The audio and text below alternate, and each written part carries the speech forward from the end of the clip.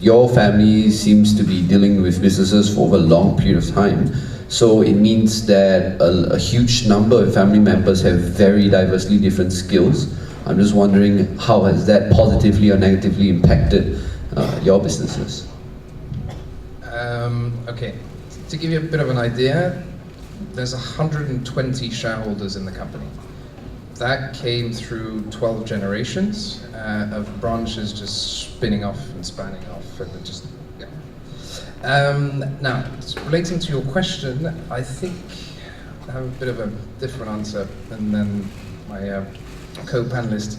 The solution we've adopted towards complementarity of skills within the family is basically have no family member work in the company. Now, what we did is we have two boards, a board of directors and what the Germans call a surveillance board, which is essentially there's a directorate and a board. Family members sit on that higher up board, but they're not active in the daily operations of the business. We leave that to extremely competent business managers. Now, within the board, we have a rather broad spectrum of careers, of skill sets, and given that structure, they all fall into place because the big decisions we take, they're all taken within that structure, and every board member has his input, has his different vision. By the end, everybody agrees to taking one decision, and that's how we get things done. Perhaps I would like Bonnie to give a take on this in terms of the talent, because you are in your family you're directly related to the head, but are there relatives and other family members which are not directly within your family, perhaps maybe a cousin or an uncle that has contributed, and how has that kind of level of contribution helped you in terms of any form of progress and growth? Well, my sister works in a company as well. So I run marketing and finance, and my sister runs special projects, a lot of government grants, with Spring and IE, and the government does a lot of funny things. And then, and she also runs HR. So, well, I've always been quite a numbers person. I kind of like numbers actually. So I guess the workload is split between the two of us based on our strengths. My sister also used to work for the Ministry of Finance, Ministry of Foreign Affairs. So she kind of understands how the government works, she understands the bureaucracy of the government, which is why she was placed in that role as well. So I think for a smaller company, we allocate based on strengths, and that's how we basically split up the work. So I think a very good thing to learn here is that you need to delegate to your younger brothers and younger sisters, otherwise you're not going to get anything done. So the next thing that I want to ask the panelists, it's about talent, because as you know, we are in a region where talent is abundant, but it's not necessarily crafted. You need to be able to mold them.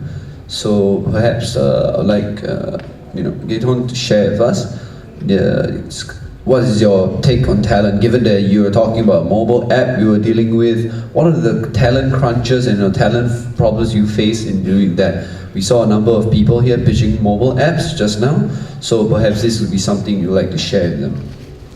Talent in Singapore, non-existent. I'm joking.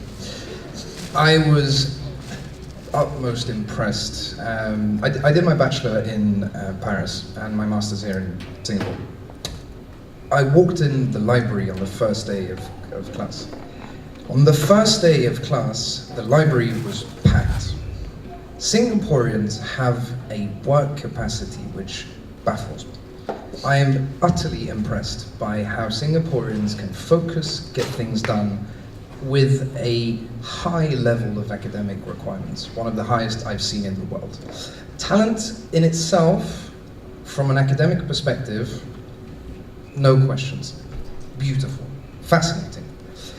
Now, the issues I had, I'll relate to how we tried to recruit. I had a number of applications, all of them beautiful CVs, good studies, magna cum laudes, you have two of them next to me. what I found lacked slightly is Singaporeans realizing their real worth. I think there is a tendency for Singaporeans to hide behind your diplomas. Yes, universities will push you out there with charity work, social services, getting yourselves out there. But I felt there is one thing lacked in all of these applicants is the craziness, the being absolutely uniquely yourselves, and being proud of that. So as I said, brightness of mind, it's all there. If there is one thing I could say, think of very humbly, is the sparkle. Go nuts. Be different. Be exactly yourselves. Now, I can't give you a recipe of how that's done. I can tell you that I reckon, to get a bit of that with being exposed to a lot of different countries, a lot of different cultures. Internship helps, traveling, see the world, see other people, realize the luck you have of being born, raised and educated in this country, but don't stop there. Bring in everything you have. Yeah. So, I think what you mentioned is that these people, or rather us in general, we love to hide under our papers, lines and lines of what our resume says, and we don't try to venture out beyond what we love. And I think this next question flows to Diana, because she's in an industry where our parents would traditionally say, media, singing, no, don't do that. Go do something which is guaranteed. So I think for you, Diana, how do you feel? Is that a challenge? Is that a motivation? How have you dealt with that for your firm? In terms of getting the right talent, getting the right people, to further grow where you need to go. I think at this point of the growth of the company, because we are actually very new. We started, I think, for the production firm, it's only less than 3 years old. And then the artist management firm it's around 2 years old, and we have grown very slowly because basically we try to keep it small so that it's within our control at this point of time. But for talent particularly, I think how I can relate to it, or how I can my views about it. It's not really about recruitment, but it's about. For my case, it will be about managing my artists.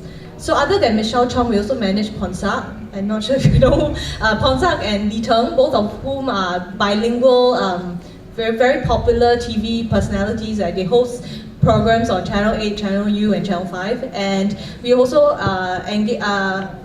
our two other artists are two international artists. One of which is he's called Alexander Lee Eusebio. He actually lives in Korea. He's a K-pop star, and the other is Chloe Wang. She's actually a Taiwanese host / actress. So because for media and for creative industries, right, it is very, very important that you are able to sell yourself. So actually, like what Gaton said, I think it's very true, because we all are very smart people academically, and we know what to study. We all have gotten so far in terms of our school academic careers, and things have been very. In general, our lives are pretty smooth. We move on to the next stage. But actually, when you finish school, right, it doesn't really matter anymore. No, your school, what grades you got, or whether you were summa cum laude, magna cum laude, and all that. It really, really doesn't matter.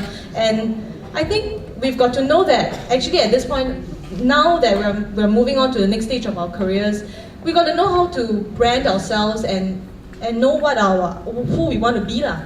And that's what I'm talking about in terms of our our artists.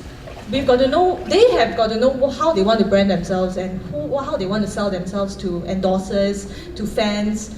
And I think same for us in general. We got to know who we want to be, and yeah, that's about talent for me. So, and on your take for talent, primarily because if we look at the way local tertiary institutes are structured, the career programs traditionally funnel people towards MNCs, conglomerates, in which a guaranteed path of rising is there. So, in your experience, how has it been for you to, peel off the gems of this track and then say, come work with me, let's work on this? How has it been like getting top quality talent in this era?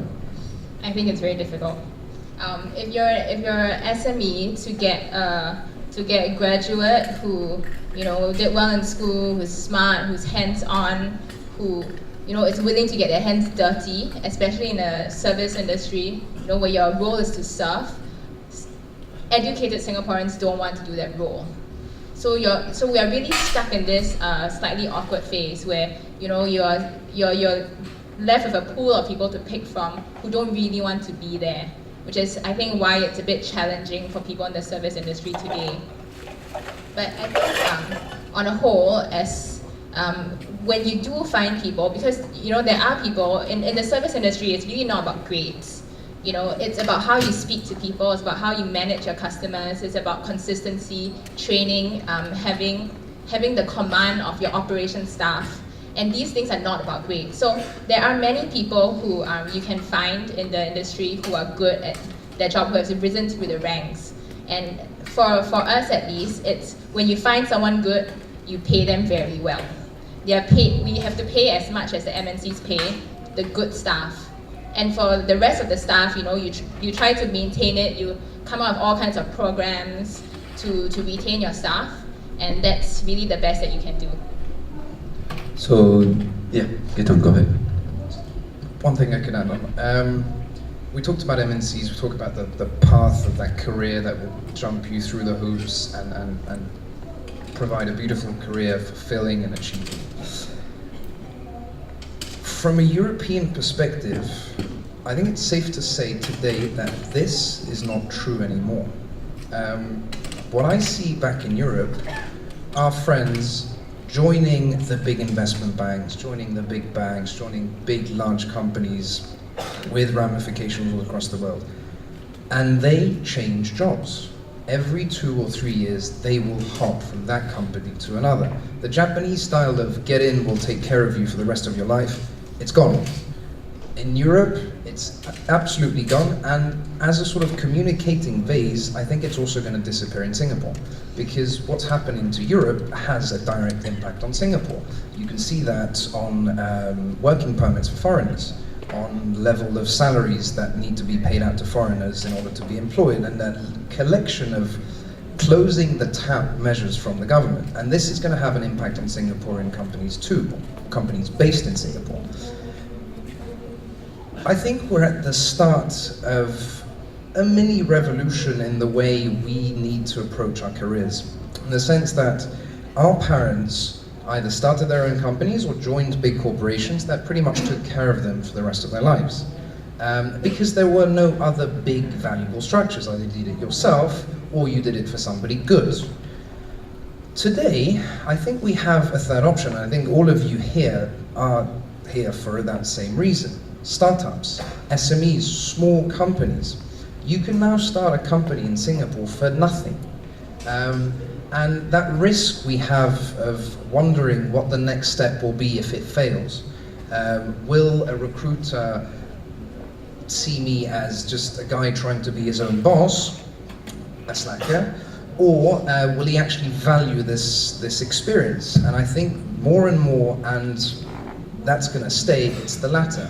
People value going out there on your own. And I think you should go for that for at least 2-3 years. Give it a real shot. Whatever you want to do it right. Make sure you got your business plan together and the funding and the recruitment and everything. But if you really want to do that, go for it. There will be no pitfalls to that. If you want to do an MBA later, I spoke to some headhunters recently and they all told me,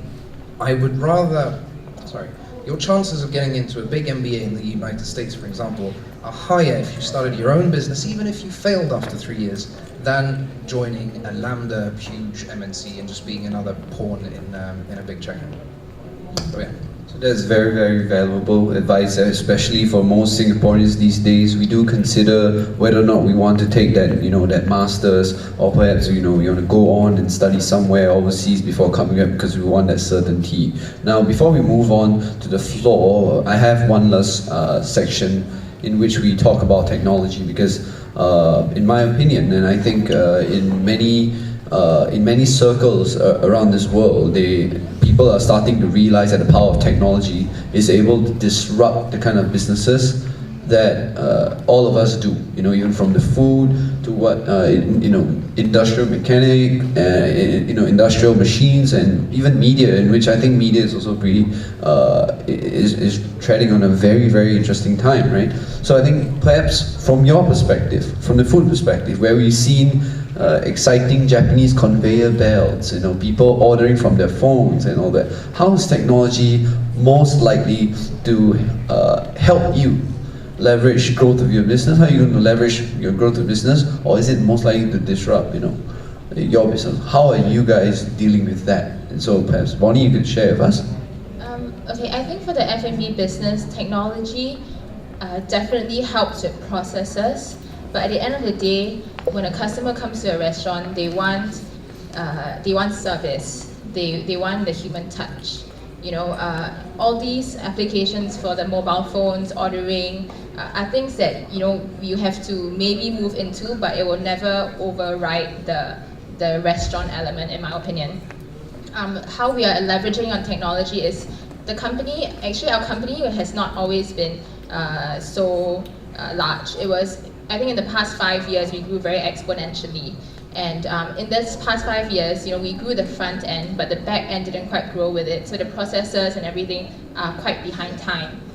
With the PIC grant, as helpful as it is, there are a lot of pitfalls in implementation, which I think is why, after 3 years, the government has extended it, because you can see that actually it has not really impacted the SMEs effectively.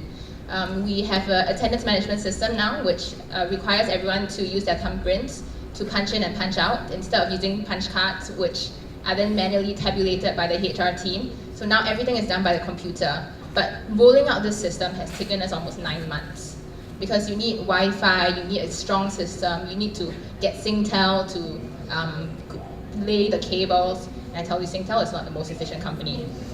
Yeah, so I mean, there's so many things that need to be done. We also now do mobile ordering, where we order from the iPads, but actually it's a back-end system where the waiter holds onto the iPads. We do it this way because we do choose to have the element of letting the customer speak to a person rather than do everything themselves and really just get served. And then, if we do the normal iPad ordering, which is what's in trend now, the customer goes in by themselves, they take the order by themselves, they get served the food, and then they serve the bill. There's no element of human touch, there's no conversation with the customers, there's no building a customer base, which is the reason why we have chosen not to do it that way. But I think technology is something that you have to see what works for you and what works for your business before you would like to implement it. That's very valuable. You mentioned about customer service. Gaeton, before you talk about technology, could you tell us more about what customer service really is and means in what you do? Because I think in her industry, I think it's obvious what are the good practices. But in your industry, what exactly is customer service? And then later you move on. Tell us more about technology. For the Dietrich, customer service is essentially telling our customers that our solution will work, with everything that entails. We deliver a solution, we guarantee a process. Essentially what we do is the level of precision we need to produce a pharmaceutical molecule, to produce a chemical. There is no margin of error. We guarantee that process through the manufacturing process, through the maintenance, through essentially the manufacturing and the maintenance. It's giving the customer that guarantee that if he goes with you, yes, surely we might charge more than the competition, but he will have quietness of mind, he will have peace of mind if he goes with you. And I think that's really what customer service should be guaranteeing that you are entering in a long haul relationship, and even for F&B that works. You make money in F&B if people just keep coming back. So despite the fact that you are having a short 40-minute or 1 hour interaction with your customer, you want him to come back. So you're always engaging in this long haul relation. And I think that if you have that in mind, customer service will come naturally. It's there's this saying in law of behaving like a good father, and I think that's something we can all relate to, in the sense that, yeah, work with your customers. Don't try and make a quick buck. That works for a while and then you get snapped. Now, relating to technology, I got into technology myself, and what I found, both from a product perspective but also from a process perspective, and what I find that technology is our chance. Technology is our generation's way of making a huge impact, a huge difference. Whether it's through social networks, whether it's through email, Skype, the beauty of Skype, of having costless conversations with people across the world. No other generation has had that. And I think that all falls into one big concept, which is time compression. With technology, you will waste less time. You will need to spend less money. And money is only a way of getting things done faster. So it's our tool, it's our generation. We need to harness it, we need to understand how it works, we need to contribute to technology, but it's our toy to play with and make a difference. Okay, so before we move on to Diana's last response, please get ready all your questions for these panelists, because they'll be ready to answer it. So Diana, could you tell us? For my situation, I think the technology that I would like to talk about would be social media, because it's very important for the work that we are doing. Social media has really changed the media scene in Singapore, because now anyone can be a star, actually. Really, I mean, a lot of the Instagrammers that you see, a lot of them are not artists, but they have like a couple 100,000 followers, and that's a very big. In fact, that is changing the media scene of how endorsers want to find new how to reach out to your consumers lah. And I think that's going to be increasingly more important than a lot of traditional media in the next couple of years. So for us, all our artists have Instagram, Facebook, and Twitter, as well as some of them have Weibo. So it's very, very important to constantly update, constantly keep people interested in following you, so that you build a bigger base, and eventually it helps in everything about the business, pushing out more information, building awareness, and ultimately just getting because clients basically want to see people with a lot of fans lah. Yeah. So that's Okay, before we move on to the floor questions, I would like to ask one last question to each of these panelists. There is no explanation whatsoever, you only get one word. Okay, so for Bonnie, what is your favorite eatery outside of what you already do?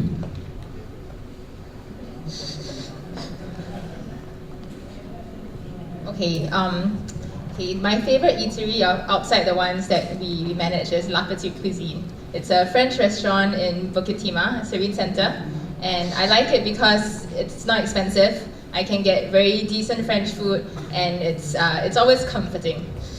Yes. Okay, so for Mr. Gaeton, the question to you is long or short. So in long or short, I'm going to ask you, what tech business or huge company you see in this world, MNC, perhaps it's a Microsoft or Google, you're extremely long, you're extremely bullish, and what other company are you extremely short on? And so long first. Does it have to be a company? Or No, can it can be a person. Okay. Extremely bullish, especially in Singapore, virtual currencies. Singapore is just where it needs to be in terms of geography and the power of the financial sector to harness that. I think that's the next big thing for Singapore, and the government's getting on it. It's going to happen. Now, what Short. do I not see going very far?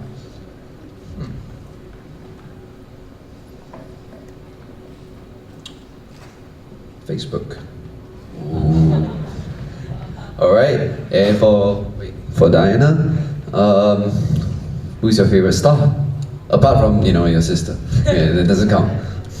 My favorite star right now is Lulu, because that's the next movie we're going to make. Catch it next year, 2015. Lulu, the 电影.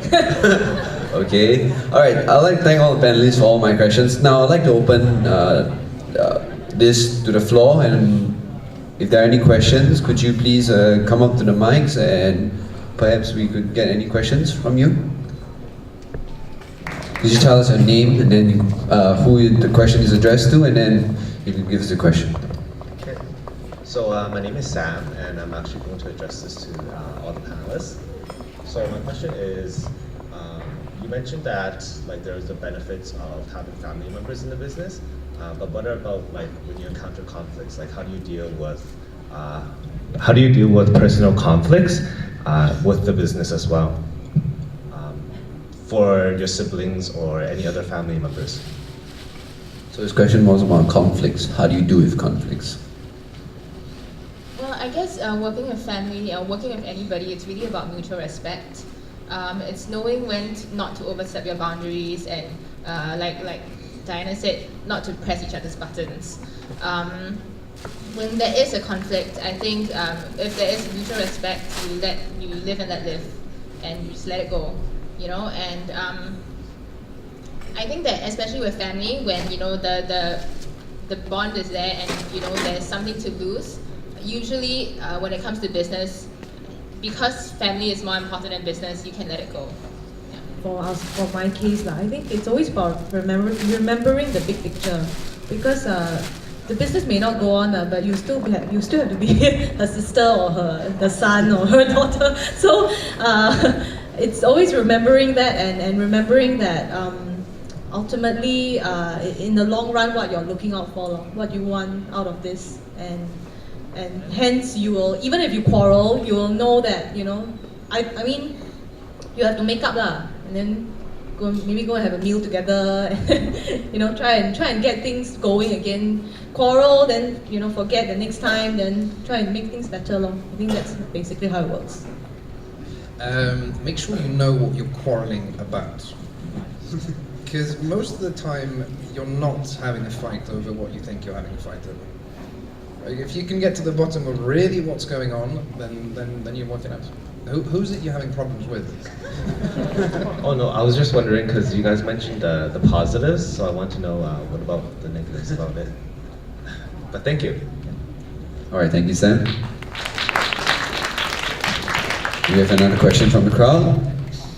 Perhaps someone would like to ask, their take on your idea, or what is the career path? As many of you are exiting school, what can you take away from them? Does anybody have a question? We still have time for one last question. Yes, over there. It's regarding about, let's say, I'm going to be a business graduate, and how would it fit into context of a big company like petrochemical or pharmaceutical? Because as far as I know, the people they're hiring, mostly the talents they're looking for is rather more of like a chemical engineer, a scientist. So how do we fit into a big picture? So how do you fit a business graduate into a highly specialized industrial company? Yes, maybe like your company. Quite simply. Sure, you'll need your chemical engineers, sure you'll need all the engineers, but you got to sell your stuff. I mean, that's the bread and butter of every business, sales. So there is, the type of business, the type of industry you're in doesn't really matter. Sales are the same as whether you're working in a restaurant or in media or in industry. You're trying to get the person across from you to buy what you're selling. So don't let yourself be bound by one industry or the other. Sure, some are more conducive to business undergrad studies, but that link is never distant. it's the same skills.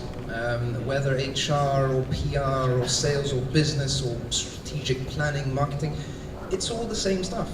If you boil down what you're doing to the core, the essentials,